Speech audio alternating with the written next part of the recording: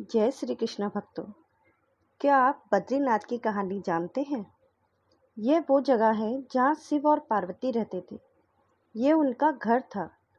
एक दिन नारायण यानी विष्णु जी के पास नारद जी आए और बोले, आप मानवता के लिए एक खराब मिसाल है। आप हर समय शेषनाग पर ही लेटे रहते हैं। आपकी पत्नी लक्ष्मी जी हमेशा आपकी सेवा में लगी रहती हैं और आपको लाड़ करती रहती हैं। इस ग्रह के अन्य प्राणियों के लिए आप अच्छी मिसाल नहीं बन पा रहे हैं।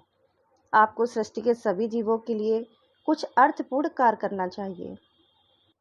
इस आलोचना से बचने और साथ ही अपने उत्थान के लिए भगवान को भी ऐसा करना पड़ता है। विष्णु तप और साधना करने के लिए सही स्थान की तलाश में नीचे हिमालय तक आ गए। वहाँ उन्हें बद्रीनाथ एक स्थान मिला, जो एक छोटा सा अच्छा सा घर, जहाँ सब कुछ वैसा ही था जैसा उन्होंने सोचा था। साधना के लिए सबसे आदर्श जगह लगी। वह उस घर के अंदर घुस गए। घुसते ही उन्हें पता चल गया कि यह तो शिव जी का निवास है और वह तो बड़े खतरनाक व्यक्ति हैं। अगर उन्हें गुस्सा आ गया तो वह आपका ही नहीं, खुद का भी गला काट सकते हैं।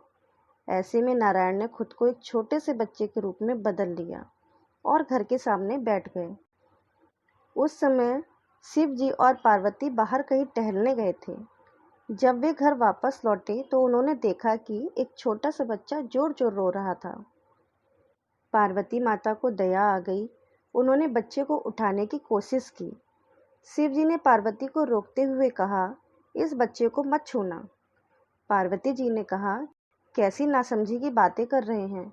मैं तो इस बच्चे को उठाने जा रही हूँ, देखिए तो कैसे रो रहा है। शिव जी बोले, जो तुम देख रही हो उस पर भरोसा मत करना। मैं कह रहा हूँ ना, इस बच्चे को मत उठाओ। बच्चे के लिए पार्वती माता के मन में मनोभाव उत्पन्न हो गया। शिव जी की बातों को नहीं माना। उन्होंने कहा, आप कुछ भी कहें, मुझे कोई फर्क नहीं पड़ता। मेरे अंदर की माँ की ममता बच्चे को इस तरह रोता हुआ नहीं देख सकती। मैं तो इस बच्चे को जरूर उठाऊंगी।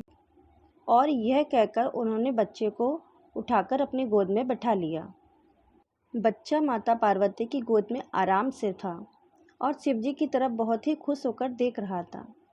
शिवजी इसका नतीजा जानते थे, लेकिन क्या करें, इसलिए उन्होंने कहा, ठीक है, चलो देखते हैं कि क्या होता है। पार्वती जी ने बच्चे को खिला पिलाकर चुप किया और वहीं छोड़कर खुद शिवजी के साथ गर्म पानी से स्नान करने के लिए बाहर चली गई।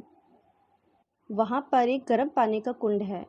उसी कुंड पर स्नान के लिए शिव और पार्वती जी चले गए। लौट कर आए तो देखा कि घर का दरवाज़ा बंद था। शिव तो जानते ही थे कि अब खेल शुरू हो गया है।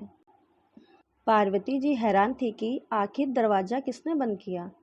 शिव जी बोले, मैंने कहा था ना, इस बच्चे को मत उठाना। तुम बच्चे को घर के अंदर लाई और अब उसने अंदर से दरवाज़ा बंद कर लिया।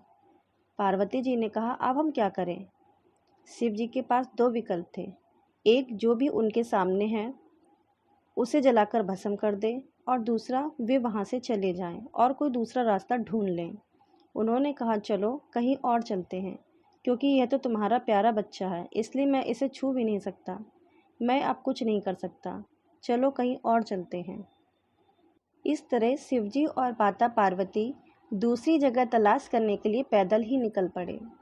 दरअसल बद्रीनाथ और केदारनाथ के बीच एक चोटी से दूसरी चोटी के बीच सिर्फ 10 किलोमीटर की दूरी है। आखिर में वह केदारनाथ में बस गए और इस तरह शिव जी ने अपना खुद का घर खो दिया। शिव जी जानते थे कि वे अपना घर खो देंगे, लेकिन फिर भी इन सब बातों को अनदेखा करते हुए उन्होंने ये लीलाएं होने दी। तब से लेकर आज तक बद्री धाम श्री विष्णु जी का निवास स्थान हो गया और केदारनाथ श्री शिवजी और माता पार्वती का निवास स्थान हो गया।